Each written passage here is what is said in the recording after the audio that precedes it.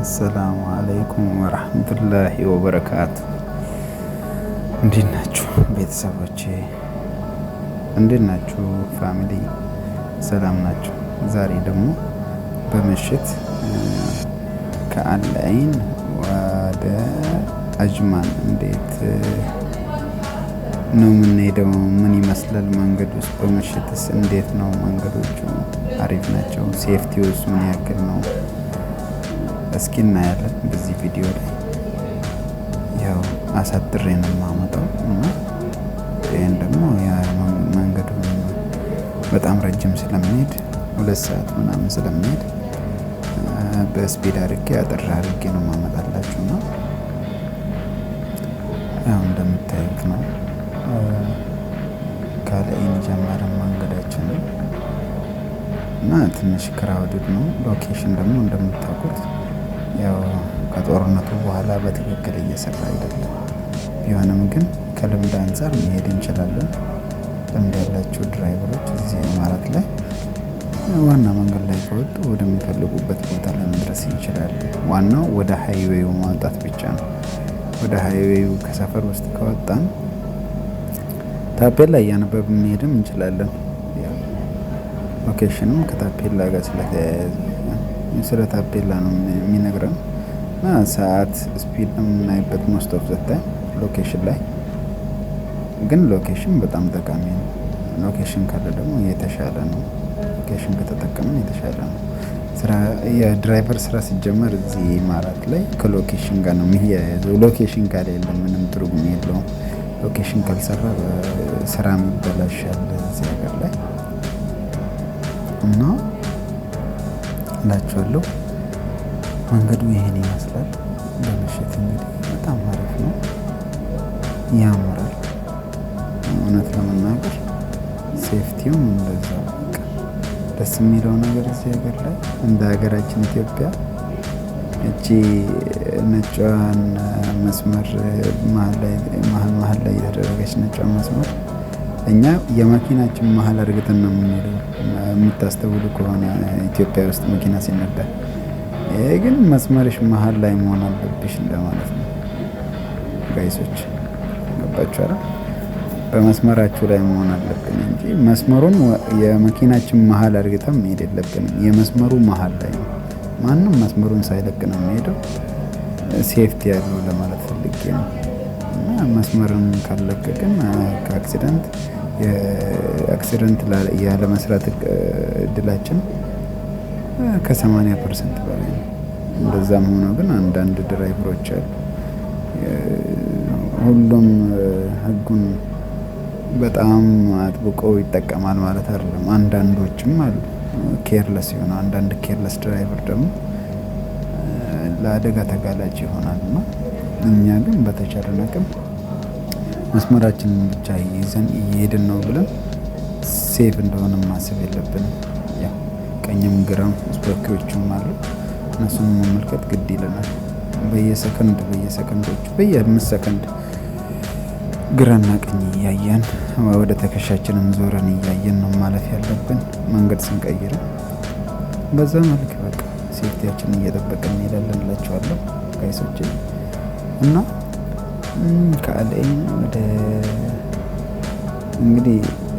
አጅማን ይህንን ይመስላል እላችኋለሁ።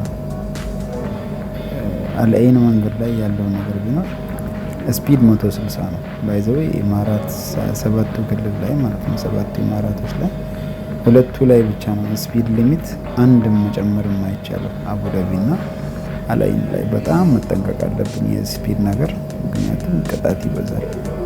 ሌላው ኤክስትራ 20 ያለው ሌላ ኢማራቶች ፉጄራ፣ አጅማን፣ ሻርጃ፣ ራሰል ኸይማ፣ ኡመልጉዌን፣ ዱባይ እነዚዎቹ እንትን አላቸው ኤክስትራ 20 ያላቸው 20። አሁን ለምሳሌ መንገዱ የ60 ስፒድ ከሆነ ወደ 80 አስጠግተን መሄድ እንችላለን። ግን 80 እና 60 መሀል ከ0 እስከ 80 መሀል ባለው መሄድ እንችላለን። ማለትም 60 ላይ 20 ጨምረን መሄድ እንችላለን። 21 ግን ራሱ ማድረግ አንችልም እላችኋለሁ። እሱም ሌላ ቅጣት ነው እና እላችኋለሁ። ወደ አቡዳቢ እና አልአይን ስንሄድ ደግሞ በጣም መጠንቀቅ ያለብን የስፒድ ጉዳይ ነው። የስልክ ጉዳይ እንዳለው ነው። የስልክ ሁሉም ክልል ላይ ነው። የስልክ የተጠቀማችሁ ከሄዳችሁ ራዳር አለ፣ ያነሳቸዋል፣ ብልጭ ያደርጋቸዋል። እንግዲህ ምንም ማድረግ አይቻልም እና ትቀጣላችሁ እላችኋለሁ። የስልክ ቅጣት 800 ብር ነው መሰለኝ። አይ ቲንክ 800 እና ብላክ ፖይንት አለው። ፎር ብላክ ፖይንት ላይሰንሳችን ላይ አደጋ አለው ማለት ነው። ጥሩም ማለት ነው እና በተቻለን አቅም ዲስትራክት እንዳያረገን መኪና ላይ ስልካችንን መጠቀም የለብንም።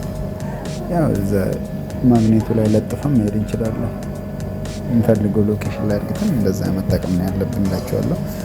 በተረፈ መንገዱ ይሄንን ነው የሚመስለው።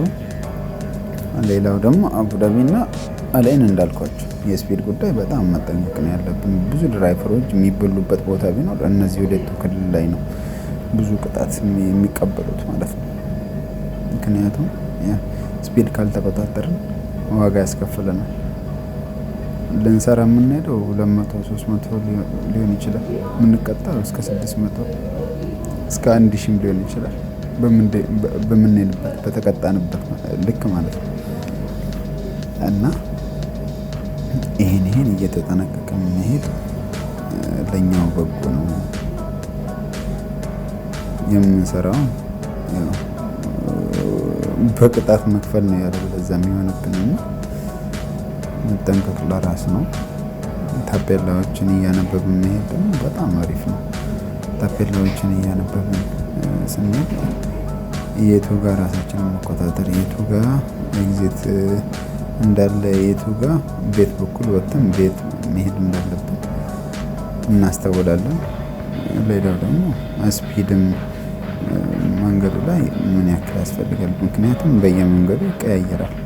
እዚህ ጋር 140 ብለን ትንሽ ከሄድን በኋላ ከ140 ወርዶ 120 ላይ ሊሆን ይችላል። ድንገት እኛ 140 መስሎን ከቀጠልንበት ዋጋ ያስከፍለናል ማለት ነው እና እላችኋለሁ ጋይሶቼ በዚህ መልኩ ማታውን እንግዲህ እየነዳን መጣንላችኋለሁ ወደ አጅማ እና ከአልአይን ወደ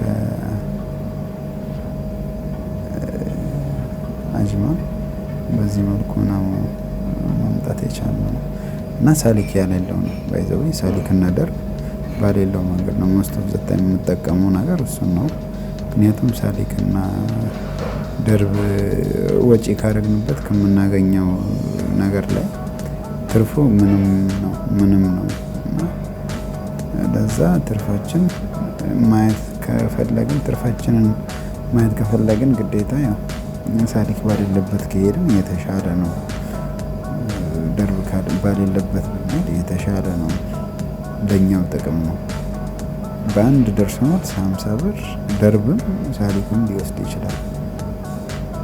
ደርብም ሳሊክም ስንሄድም ስንመለስም 100 ብር ነው የምናወጣው ማለት ነው። 100 ድራም ነው የምናወጣው። ለምሳሌ በ300 ብር የምንሄድ ከሆነ 100 ብር ነዳጅ እንሞላለን። 100 ብር ሳሊክና ደርብ እንሞላለን። የምናተርፈው 100 ይሆናል ማለት ነው። ግን ደርብና ሳሊክ ባሌለበት መንገድ ከሄድን ግን 200 እናተርፋለን ማለት ነው እና ጥቅሙ ይሄ ነው እላችኋለሁ። መንገዱ ያን ያክልም ልዩነት የለውም። የትንሽ ደቂቃ ልዩነት ቢሆን ነው። ሳሊክ ያለው ሜቢ አቋራጭ ሊሆን ይችላል አንዳንዴ፣ ግን ክራውድድ ከመሆኑ አንጻር ግን ተመሳሳይ ነው። ሳሊክ ያለው መንገድ አብዛኛው ጊዜ ክራውድድ ነው። እንደዛም ሆኖ ግን እንትን ነው ያዋጣል። ሳሊክ ባሌለበት መንገድ ብንሄድ ለእኛው ይጠቅማናል ብዬ አስባለሁ። ያው እንደ ምክር ቢጤ ነው ለድራይቨሮች። ኢንፎርሜሽን ሼር መደራረግ ግዴታ ነው። ስለዚህ ይህንን ይመስላል እላችኋለሁ። አይ ቲንክ ኦልሬዲ አሁን ሻርጃ በደረስኩበት ጊዜ ነው እዚህ ጋር ማለት ነው። የመኪና ሞዴልም አላውቅም። አሁን ያለፈችኝ መኪና ነበረች እንትን ሞዴል የላምበርጊኒ ሞዴል ነው ትንሽዬ መኪና እና እላችኋለሁ። በዚህ መልኩ ወደ አጅማን መገንጠያ እንደዚህ ገብተናል እና ወደ አጅማን በዚህ መልኩ ገብተናል እላችኋለሁ። አሰራሩ ይሄን ይመስላል። የኢማራት ድራይቨሮች ያው ከደረስን በኋላ ነው እና ወደ ቦታችን ደርሰናል። ወደምንሄድበት ቦታ ደርሰናል። ተመላሽ ስለነበር ተመላሽ ወደ ቢሮ ማምጣት የነበር ነው። ይሄን ይመስላል የድራይቨር ላይፍ ባጭሩ። አብዛኛው ጊዜ ቢዚ ነው፣ ምክንያቱም አሁን